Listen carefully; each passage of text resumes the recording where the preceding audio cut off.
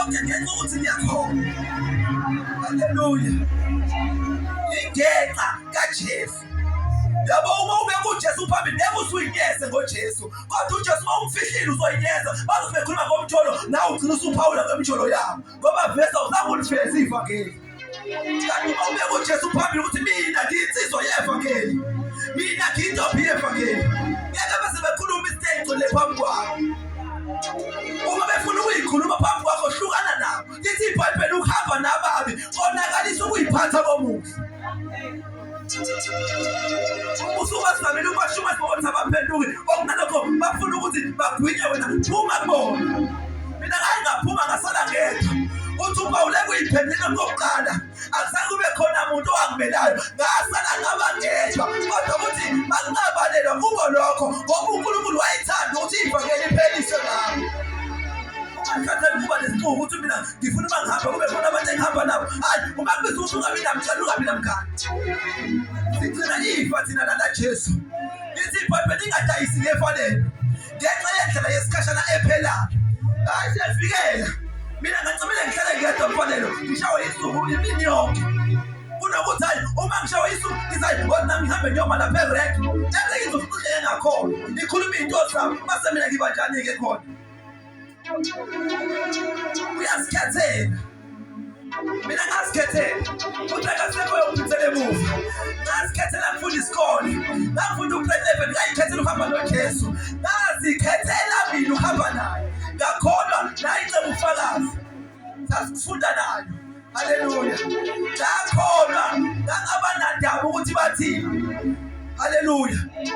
Ngangaba namahloni ngevangeli. Nginethemba lokuthi ngelinye ilanga uNkulunkulu uyabungusisa. Haleluya. Babebuza phela bethi ayoshada kanjani ungatholanga. Ngathi uNkulunkulu uyomletha wami ngesikhathi esifanele. Haleluya. Wabangaka abajolayo kodwa abangashadile abahlele emakhaya. Abanye basemkhiphithweni.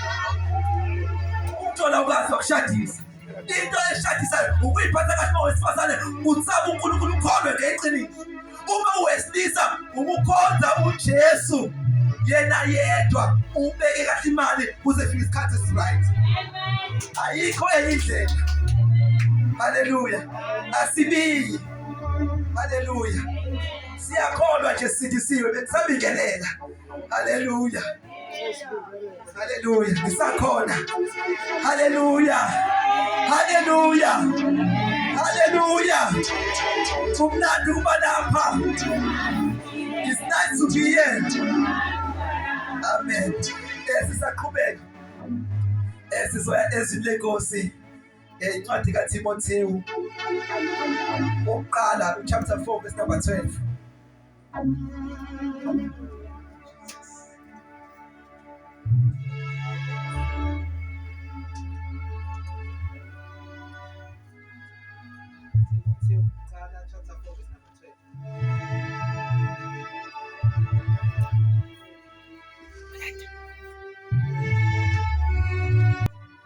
Hallelujah.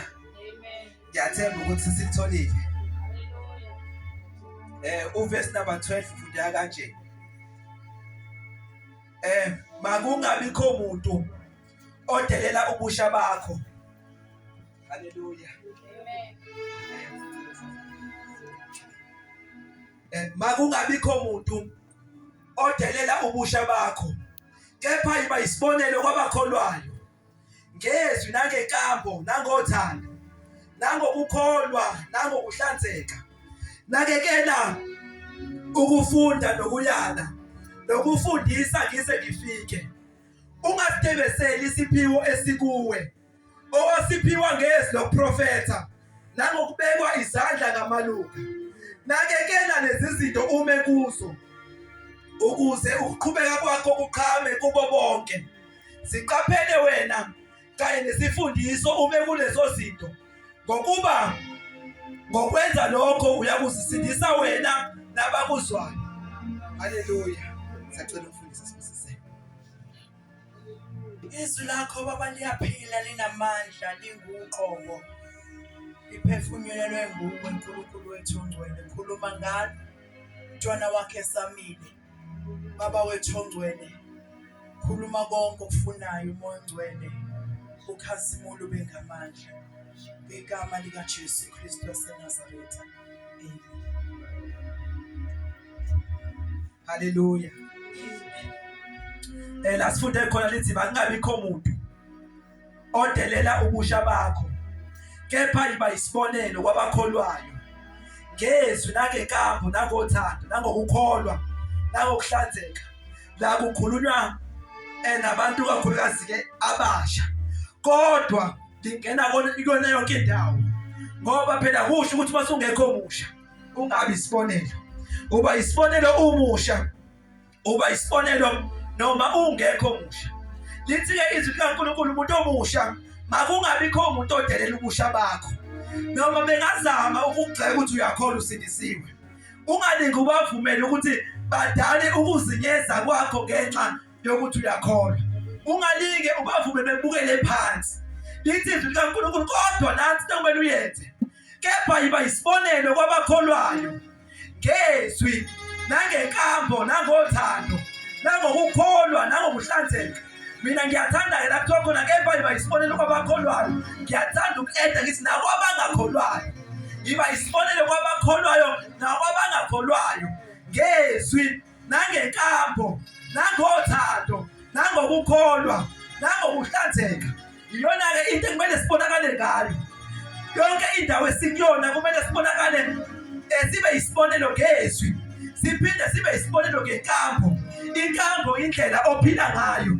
Kumele kwazeke esikoleni la ufunda khona, haleluya, nasemsebenzini la usebenza khona, ukuthi uma kufunakala umuntu olungile nomuntu othembekile, bekwazi abantu ukuthi hayi noma bengamasela bonke eklasini labani, kodwa u-Aphiwe, uma sikhuluma ngo-Aphiwe, u-Aphiwe uyakholwa, angeke asaqamba amanga. Haleluya. Lithi izwi likaNkulunkulu liba isibonelo ngezwi nangenkambo nangenhlanzeko. Kubalulekile ukuthi nangempilo oyiphilayo